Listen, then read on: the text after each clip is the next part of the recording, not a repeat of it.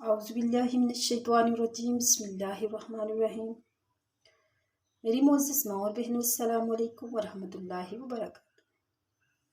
آج ہم نے سورۃ البقرہ کی آیت نمبر 143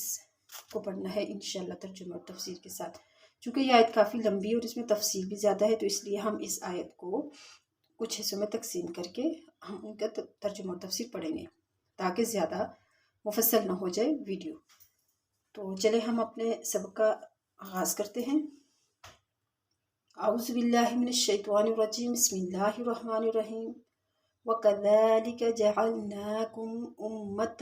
وَسَطًا لِتَكُونُوا شُهَدَاءَ عَلَى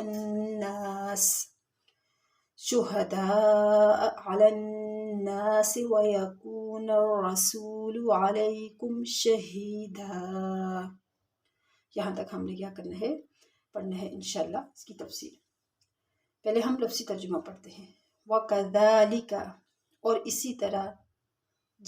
جَعَلْنَاكُمْ، ہم نے بنا دیا تم کو، اُمَّةً وسطاً،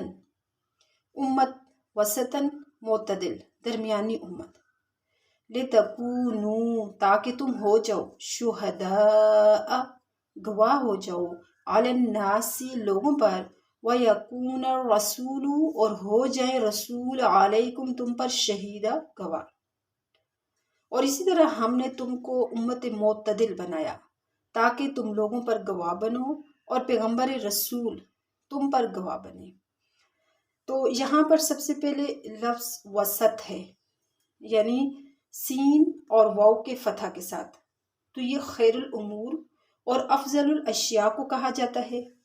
وسط۔ ترمذی میں بروایت ابو سعید خدری رضی اللہ تعالی عنہ حضرت صلی اللہ علیہ وآلہ وسلم سے لفظ وسط کی تفسیر انہوں نے جو کی ہے تو وہ عدل سے کی ہے، جو بہترین کے معنی میں آیا ہے۔ اس آیت میں امت محمدیہ کی ایک امتیازی فضیلت اور خصوصیت کا ذکر ہے، وہ یہ کہ ایک امت معتدل بنائی گئی ہے۔ اس میں یہ بتلایا گیا ہے کہ جس طرح ہم نے مسلمانوں کو وہ قبلہ عطا کیا جو سب سے اشرف اور افضل ہے، اسی طرح ہم نے امت اسلامیہ کو ایک خاص امتیازی فضیلت جی عطا کی کہ اس کو ایک معتدل امت بنایا، جس کے نتیجے میں ان کو میدان حشر میں یہ امتیاز حاصل ہوگا کہ سارے انبیاء علیہ السلام کی امتیں جب اپنے انبیاء کی ہدایت تبلیغ سے مکر جائیں گی اور ان کو جھٹلا کر یہ کہیں گی کہ ہمارے پاس نہ کوئی کتاب آئی نہ کوئی نبی، ہمیں کوئی نبی آیا ہی نہیں ہمارے پاس جو ہمیں ہدایت کرتا، اس وقت امت محمدیہ انبیاء علیہ السلام کی طرف سے گواہی میں پیش ہوگی اور یہ شہادت دے گی کہ انبیاء علیہ السلام نے ہر زمانے میں اللہ تعالیٰ کی طرف سے لائی ہوئی ہدایت ان کو پہنچائی ہے اور ان کو صحیح راستے پر لانے کی بھی کوشش کی ہے۔ اب جو امتیں جن پر یہ گواہی دیں گی نا، تو یہ کہیں گی کہ اس امت محمدیہ کا تو ہمارے زمانے میں وجود بھی نہ تھا، اس کو ہمارے معاملات کی کیا خبر، اس کی گواہی ہمارے مقابلے میں کیسے قبول کی جا سکتی ہے۔ امت محمدیہ اس جرح کا یہ جواب دے گی کہ بے شک ہم اس وقت موجود نہ تھے، مگر ان کے واقعات اور حالات کی خبریں ہمیں ایک صادق رسول نے، جو کہ حضرت محمد صلی اللہ علیہ وآلہ وسلم ہے، اور اللہ کی کتاب نے دی ہیں، جس پر ہم ایمان لائے اور ان کی خبر کو اپنے معائنے سے زیادہ ہم نے سچا مانا، اس لیے ہم اپنی شہادت میں حق بجانب ہیں اور سچے ہیں۔ اس وقت رسول کریم صلی اللہ علیہ وآلہ وسلم پیش ہوں گے اور ان گواہوں کا تزکیہ اور توثیق کریں گے، بے شک انہوں نے جو کچھ کہا وہ صحیح ہے، اللہ تعالیٰ کی کتاب اور میری تعلیم کے ذریعے ان کو یہ حالات معلوم ہوئے۔ اعتدال کی معنی اور حقیقت کیا ہے؟ وصف اعتدال کی یہ اہمیت کیوں ہے کہ اس پر مدار فضیلت رکھا گیا؟ اس امت محمدیہ کے معتدل ہونے کے واقعات کی روح سے کیا ثبوت ہے؟ اب یہاں پر اعتدال کے پہلے تو لفظی معنی بتائے ہیں کہ برابر ہونا، یہ لفظ عدل سے مشتق ہے اور اس کے معنی ہیں برابر ہونا۔ وصف اعتدال کی یہ اہمیت کہ اس کو انسانی شرف اور فضیلت کا معیار قرار دیا ہے۔ اس کو پہلے ایک محسوس مثال سے دیکھیے۔ دنیا کے جتنے نئے اور پرانے طریقے جسمانی صحت اور علاج کے لیے جاری ہیں، طبی یونانی ہو، ایلوپیتھک ہے، ہومیوپیتھک وغیرہ، سب کے سب اس پر متفق ہیں کہ بدن انسانی کی صحت اعتدال مزاج سے ہے، اور جہاں یہ اعتدال کسی جانب سے خلل پذیر ہو وہیں بدن انسانی کا مرض ہے۔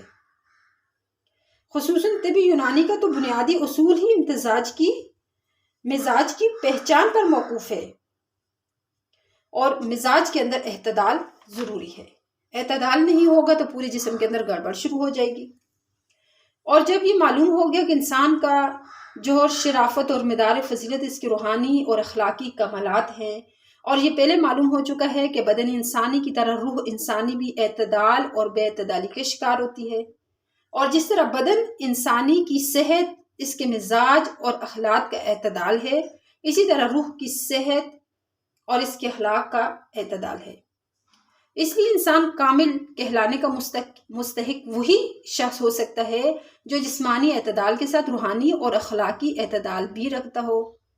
یہ کمال تمام انبیاء علیہ السلام کو خصوصیت کے ساتھ عطا ہوتا ہے، اور ہمارے رسول کریم صلی اللہ علیہ وآلہ وسلم میں بھی سب سے زیادہ یہ کمال حاصل تھا کہ ان کے اندر اعتدالی پائی جاتی تھی۔ اس لیے انسانی کامل کے اولین مصداق آپ ہی ہیں،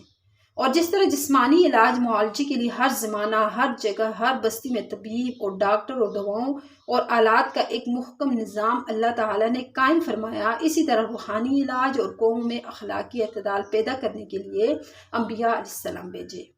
ان کے ساتھ آسمانی ہدایت بھی بھیجی، اور بقدر ضرورت مادی طاقتیں بھی عطا کی، جن کے ذریعے یہ قانون اعتدال دنیا میں نافذ ہو سکا۔ اب امت محمدیہ میں ہر قسم کا اعتدال ہے۔ اس بیان سے ہم نے یہ بھی معلوم کر لیا کہ امت محمدیہ کی جو فضیلت آیت میں مذکور ہے وہ کذالک جعلناکم امۃ وسطا، کہ ہم نے تمہیں ایک معتدل امت بنایا۔ یہ بولنے اور لکھنے میں تو ایک لفظ ہے، لیکن حقیقت کے اعتبار سے کسی قوم یا شخص میں جتنے کمالات اس دنیا میں ہو سکتے ہیں، ان سب کے لیے حاوی اور جامع یہ ہے اعتدال۔ اس میں امت محمدیہ کو یہ امت وسط یعنی معتدل امت فرما کر یہ بتلا دیا کہ انسان کا جوہر شرافت اور فضیلت ان میں بدرجہ کمال موجود ہے، اور جس غرض کے لیے یہ آسمان زمین کا سارا نظام ہے، اور جس کے لیے انبیاء علیہ السلام اور آسمانی کتابیں بھیجی گئی،